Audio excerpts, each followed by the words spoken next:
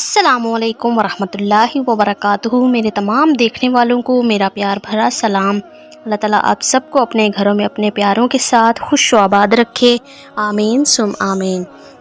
ناظرین، آج کی ویڈیو کا ہمارا جو ٹاپک ہے وہ یہ ہے کہ کیا 3 جمعے چھوڑنے والا کافر ہوتا ہے۔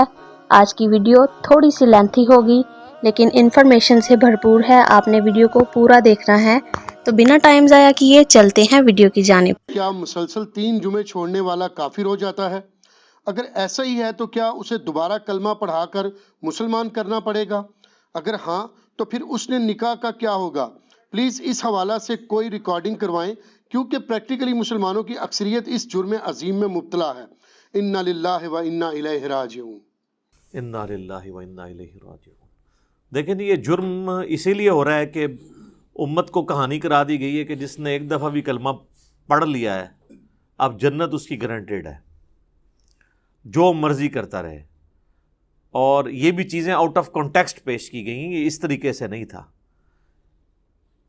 صحیح بخاری کی حدیث ہے، نبی صلی اللہ علیہ وآلہ وسلم نے فرمایا میری پوری امت جنت میں جائے گی سوائے اس کے کہ جس نے جنت میں جانے سے انکار کر دیا۔ تو پوچھا گیا کہ من ابا یا رسول اللہ، کس نے انکار کیا؟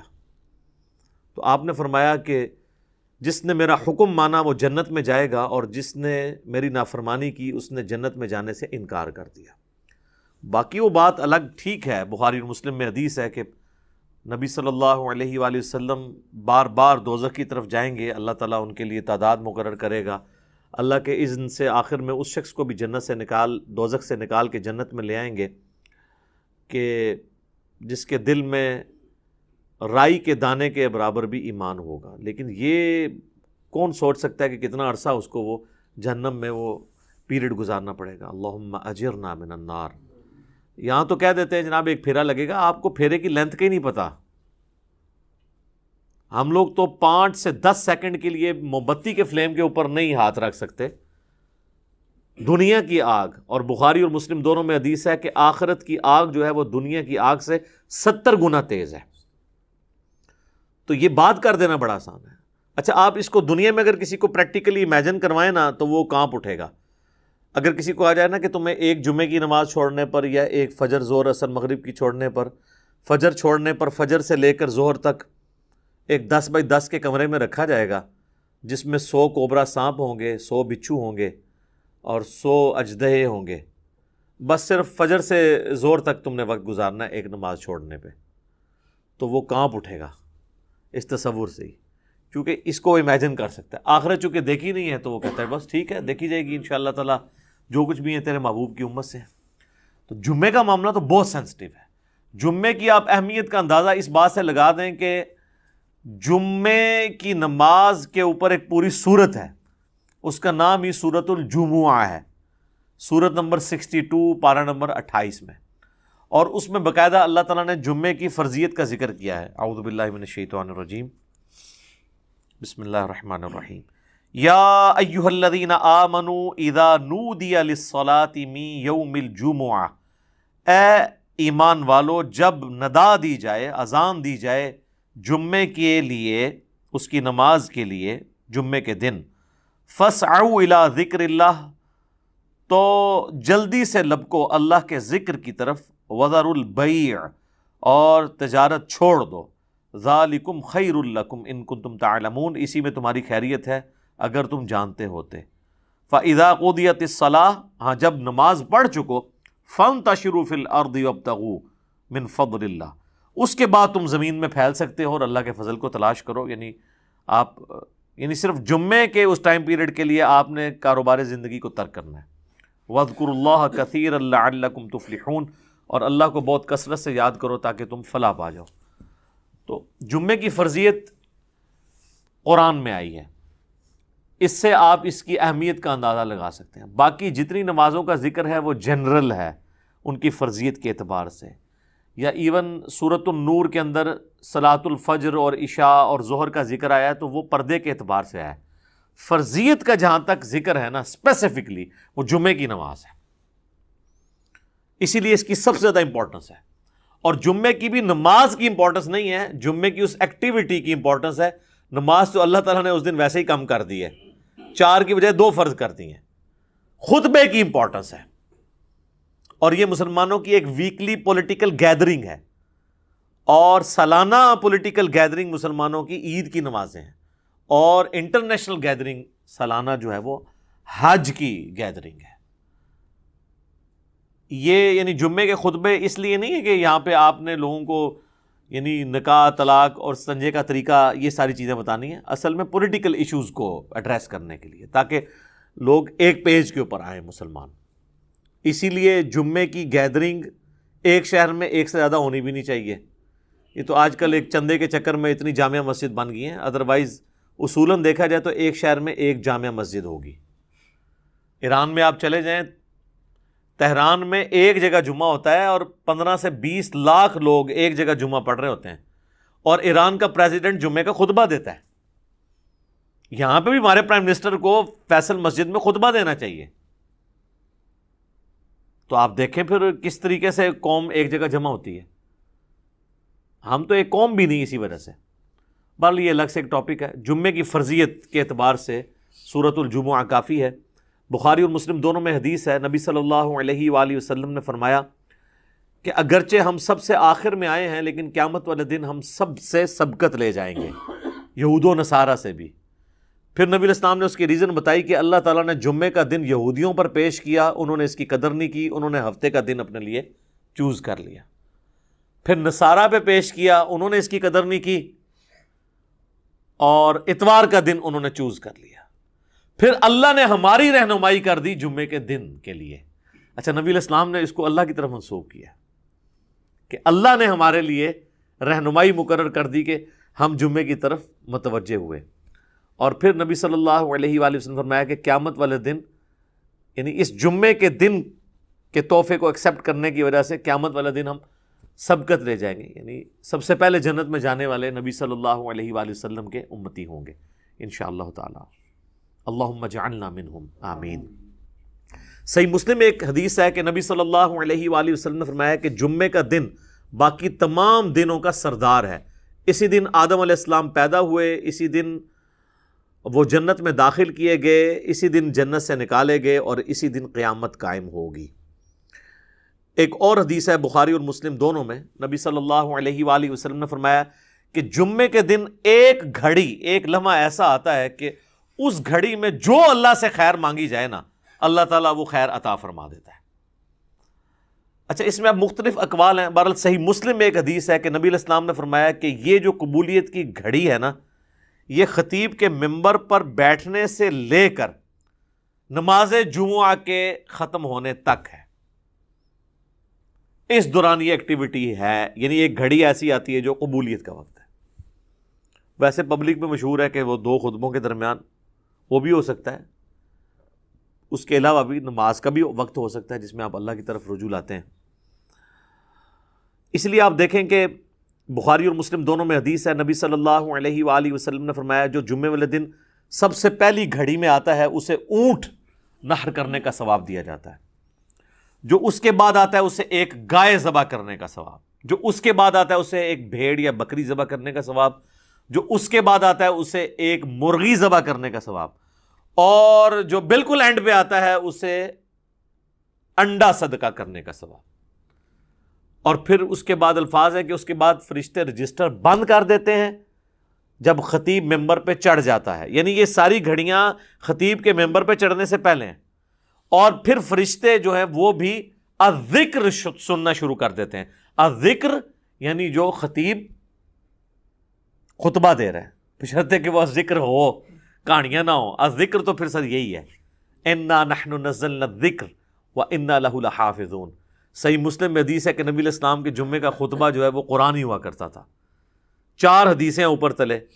ایک صحابیہ کہتی ہے کہ میں نے حضور علیہ السلام سے جمعے کے خطبے میں اتنی دفعہ سورہ قاف جو پارہ نمبر 26 میں آتی ہے سنی کہ مجھے زبانی یاد ہو گئی۔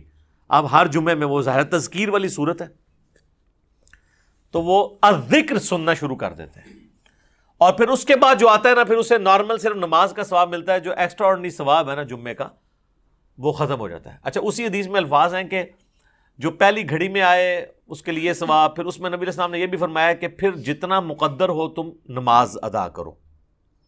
یعنی جمعے سے پہلے آپ 2 4 6 8 10 جتنی مرضی نفلی رکعتیں پڑھ سکتے ہیں.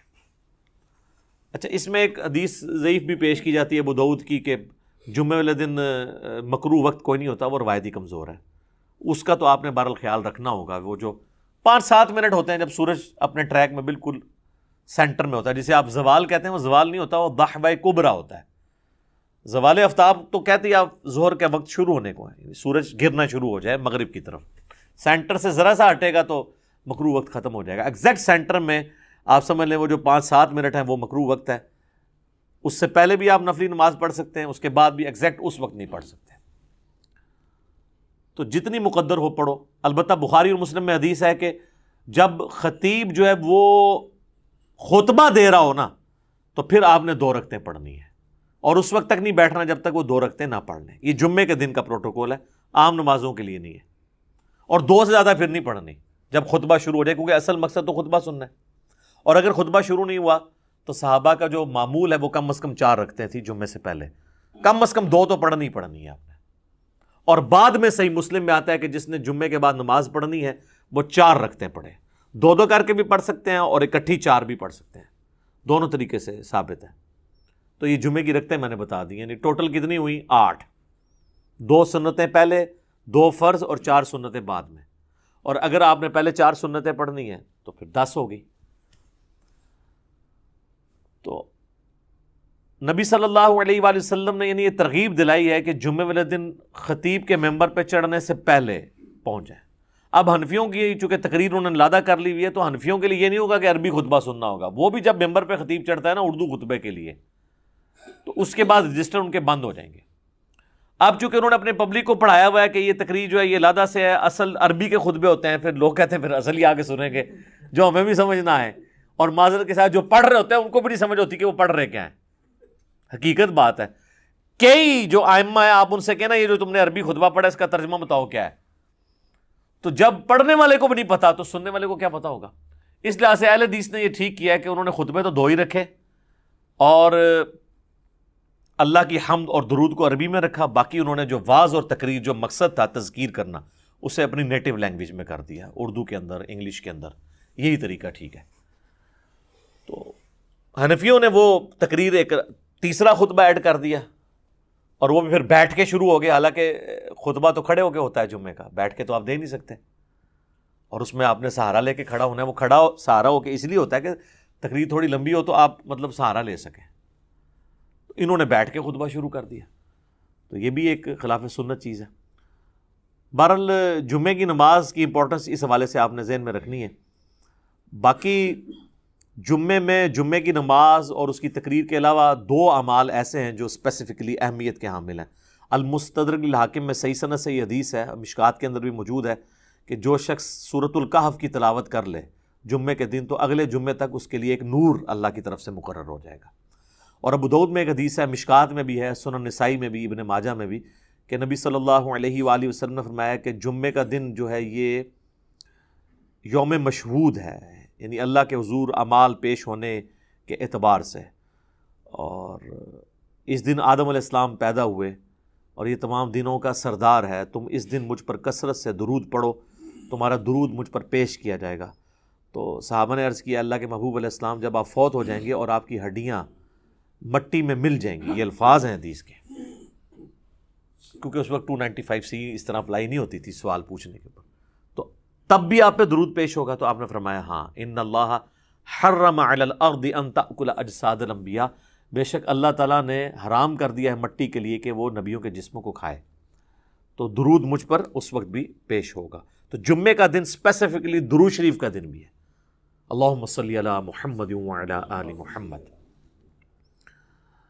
اب آ جائیں وہ جمعے کے تاریخ کے اعتبار سے. صحیح مسلم میں ایک حدیث ہے، نبی علیہ السلام نے فرمایا کہ لوگوں جمعہ چھوڑنے سے بعد آ جاؤ ورنہ ایسا نہ ہو کہ اللہ تعالیٰ تمہارے دلوں پر مہر لگا دے.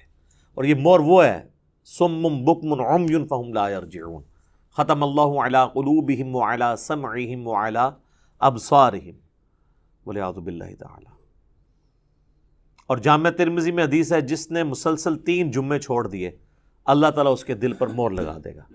اچھا اسی وجہ سے یہ پبلک مشہور ہے کہ 3 کٹھے نہیں چھوٹنے چاہیے. اندازہ کریں آپ, ان کو پتہ ہی نہیں ہے کہ یار مطلب صرف جمعہ ہی ہے مسلمان کے لیے, 3 نہیں چھوٹنے چاہیے. وہ کہتے ہیں نہیں مسلم شریف میں حدیث ہے نا کہ ایک جمعے سے لے کر دوسرا جمعہ درمیان کے گناہوں کا کفارہ ہے, یعنی جو کام چک کے رکھو جمعہ پڑھ لو کام ختم. تو یہ پوری حدیث اس طرح نہیں ہے میرے بھائی, پوری حدیث اس طرح ہے اگر کبیرہ گناہوں سے بچا جائے تو ایک جمعے سے دوسرا جمعہ, اس تو بھی آسان کام, ایک رمضان سے دوسرا رمضان. شکر ہے تسی اے نہیں لے آیا جمعہ دے ہفتے بعد پھر اللہ کی بارگاہ, ایک رمضان سے دوسرا رمضان اور ایک نماز سے دوسری نماز درمیان کے گناہوں کا کفارہ ہے اگر کبیرہ سے بچا جائے.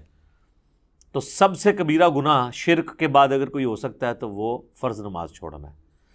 تو اگر کبیرہ گناہ نہیں کیے, یعنی ایک جمعے سے لے کر اگلے جمعے تک کوئی نماز نہیں چھوڑی, پھر چھوٹے گناہ معاف ہوں گے. نماز چھوڑنے سے بڑا کون سا گناہ ہے؟ صحیح مسلم میں حدیث ہے بندے کے ایمان, شرک اور کفر کے درمیان فرق نماز ہے.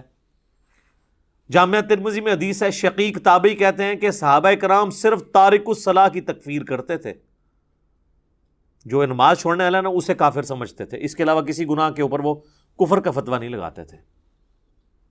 ابو داؤد ترمذی میں حدیث ہے جس نے جان بوجھ کے نماز چھوڑی گویا اس نے کفر کیا.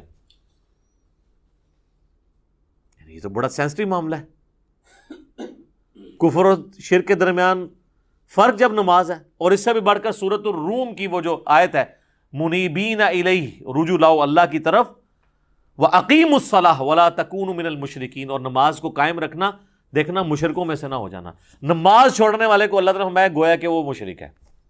پاکستان کے شناختی کارڈ میں مسلمان ہے, اللہ کے ہاں وہ عملاً مشرک ہے, عملاً کافر ہے. ہاں ٹھیک ہے, ہم عقیدے میں فتویٰ نہیں لگاتے, باقی اس کا اور اللہ کا معاملہ ہے.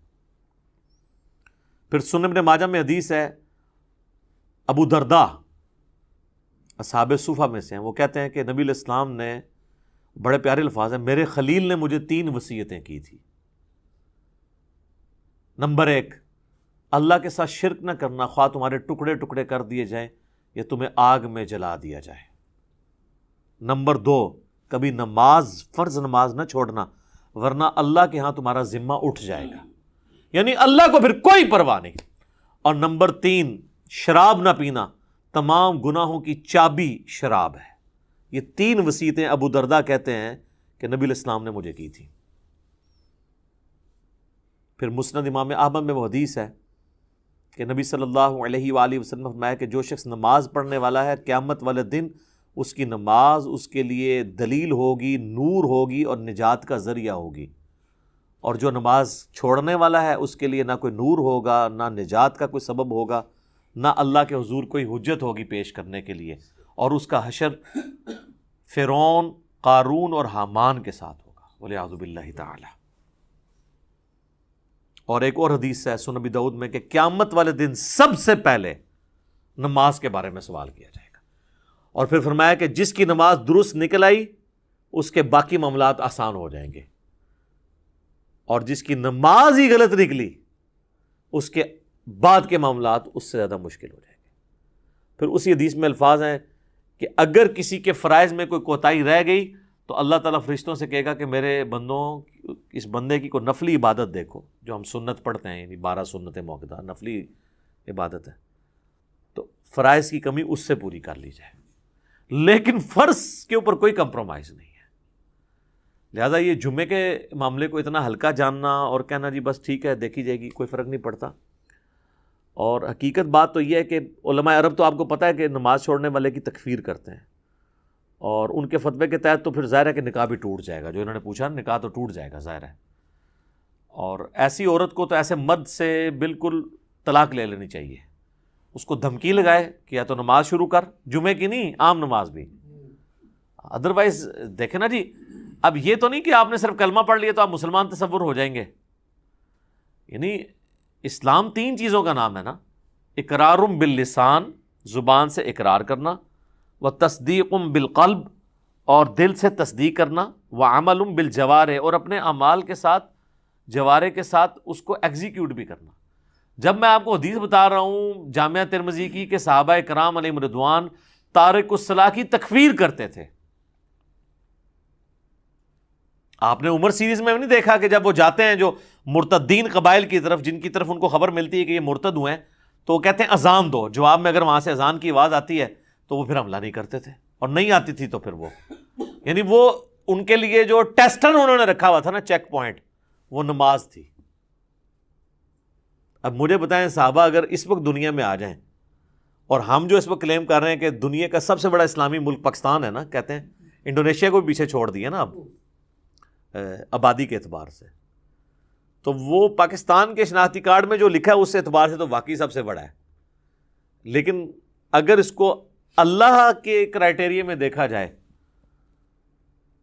تو یہ کہاں پہ کھڑا ہوگا ملک؟ میرا خیال ہے پاکستان میں 1% سے بھی کم لوگ ہیں جو 5 وقت کی نماز پڑھتے ہیں، اور جمعہ پڑھنے والے بھی ہارڈلی 5% ہوں گے، 5 سے 10%. اور یہ یہاں پہ ایشو ہے، ورنہ سعودیہ میں آپ چلے جائیں تو آپ کو یہ ریشو 80% پلس نظر آئے گی. انڈونیشیا، ملیشیا میں 80% زیادہ لوگ عام نماز بھی پڑھتے ہیں. جمعہ چھوڑنے کا تو کوئی تصور ہی نہیں ہے وہاں پہ، کیونکہ وہاں پہ فقہ شافعی، اور فقہ شافعی کے تحت جو نماز نہیں چھوڑتا وہ کافر ہے. اور مجھے نہیں سمجھ آتی اس کو فقہ میں کیوں الجھا دیا انہوں نے کہ جی امام حنیفہ نے بھی کوئی ہلکی اس کی سزا نہیں بتائی ہوئی ہے. وہ کہتے ہیں جو تارک الصلاح ہے اسے قید کیا جائے گا یہاں تک کہ وہ نماز شروع نہ کر دے، پھر اسے چھوڑا جائے گا. تو یہ بھی سزا کوئی چھوٹی نہیں ہے. باقی 3 ائمہ تو کہتے ہیں کہ اسے قتل کیا جائے گا، وہ مرتدی اسے تصور کرتے ہیں تارک الصلاح کو. تو اب چونکہ سختی نہیں ہوئی ہے تو پھر آپ انجام دیکھ لیں. کہتے ہیں جی وہ سب سے زیادہ حنفی ہیں، اسی لیے سب سے زیادہ بے نمازی دنیا میں، کیونکہ آپ تکفیر نہیں کرتے بے نمازی کی. تو جب حنفی زیادہ ہوں گے تو بے نمازی زیادہ ہوں گے. حالانکہ اسے حنفی شافعیت کا مسئلہ ہی نہیں، یہ تو مسلم شریف میں حدیث ہے نا، یہ کوئی امام شافعی کا قول تو نہیں ہے. صحیح مسلم میں کتاب الایمان میں پہلے چیپٹر کے اندر یہ حدیث موجود ہے کہ بندے کے کفر اور اسلام کے درمیان فرق نماز ہے. اس حدیث کو تو مطلب امام شافعی یا احمد بن حنبل یا امام مالک کے کسی دھکے کی یا انہوں مونڈا دینے کی ضرورت نہیں ہے نا، یہ حدیث خود ہی. اور اس سے بڑھ کر سورہ روم کی آیت وَأَقِيمُوا الصَّلَاةَ وَلَا تَكُونُوا مِنَ الْمُشْرِكِينَ، نماز قائم رکھنا اور دیکھنا مشرکین میں شامل نہ ہونا. تو جناب یہ جمعوں وغیرہ کے چکر سے ذرا باہر نکلیں. جمعے والی بات تو یعنی یہ تو بہت بڑی بات ہے. عام نماز بھی اگر کوئی شخص چھوڑتا ہے، تارک الصلاح ہے، تو وہ قانوناً تو اسلام کی روح سے تو وہ اسلام سے خارج ہو جائے گا، الا یہ کہ وہ توبہ کر لے. ویسے تو یہ چھوٹے موٹے، ویسے تو ان کو یہ پڑھایا ہوا ہے کہ اگر کوئی بریلوی دیوبندی کے پیچھے جا کے نماز پڑھ لے یا اس کا نماز جنازہ تو اس کا نکاح ٹوٹ جاتا ہے، تجدید ایمان بھی اسے کرنا پڑتا ہے. اس سے کبھی یہ نہیں بتایا گیا کہ تو نماز نہیں پڑھتا تو اس پہ بھی تیرا نکاح ٹوٹے گا. کتنا یا دیکھیں آپ کتنا بڑا مسئلہ ہے. یعنی جو بڑا ایشو تھا وہ نہیں بتایا گیا اسے کہ نماز چھوڑنے سے بھی تیرا نکاح ٹوٹ سکتا ہے، نماز چھوڑنے کی وجہ سے بھی تیری بیعت، چلے جو بھی انہوں نے ایک ٹوٹی پوٹی فارم میں اپنا ایک سلسلہ شروع کیا ہے وہ ٹوٹ سکتا ہے. ادھر تو وہ جن کے بیعت ہوئے ہوتے ہیں وہ نہیں نماز پڑھتے. خود کہاں سے پڑھنی ہے انہوں نے؟ اللہ ماشاء اللہ بہت کم لوگ ہیں کہ جو نماز پڑھتے ہوں. اور جماعت کے ساتھ نماز کا اہتمام کرنا، خوش و خضوع سے پڑھنا، یہ تو آپ چھوڑ دیں. اسی لیے پھر انہوں نے ایک جھوٹی کہانی یعنی سب کے ہاں ملتی ہے کہ جی وہ نماز تو اللہ کی معرفت کا ذریعہ ہے، جو اللہ تک پہنچ چکے ہوں تو نماز ان کو ضرورت ہی نہیں ہے، یا اگر انہوں نے پڑھنی ہے تو وہ کہتے ہیں دل کی نماز ہوتی ہے. چندہ دل کا نہیں ہوتا. جو روٹیاں اور روسٹ توڑتے ہیں اور کھاتے ہیں، اپنی توندیں بڑھاتے ہیں، وہ دل کی نہیں ہوتی. اور جہاں بات آتی ہے نماز پڑھنے کی وہ دل کی ہوتی ہے. ٹھیک ہے. اور نماز پڑھنے کے لیے جاتے ہیں مکے مدینے، پیشاب کرنے کے لیے اپنے ٹوائلٹ میں جاتے ہیں. ان کے تو ٹوائلٹس کو لگائیں تالے. انہوں کو جتنے نماز پڑھنی ہے استنجا بھی اتنے ہی کرو جا کے روحانی طور پہ. لگ پتہ جائے گا روحانی طور سے کدھر جا سکے.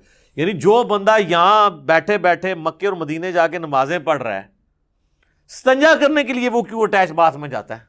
اتنی بڑی ایکٹیویٹی وہ پرفارم کر رہا ہے تو استنجا بھی ہوتے ہی کرو. ٹھیک ہے، ان کے آپ ٹوائلٹ بند کریں، ان کے اوپر سی سی ٹی وی کیمرے لگائیں اور دیکھیں پھر جناب یہ کتنی دیر آپ کو نمازیں پڑھ کے بتاتے ہیں، سب کہانیاں ان کی کھل جائیں گی.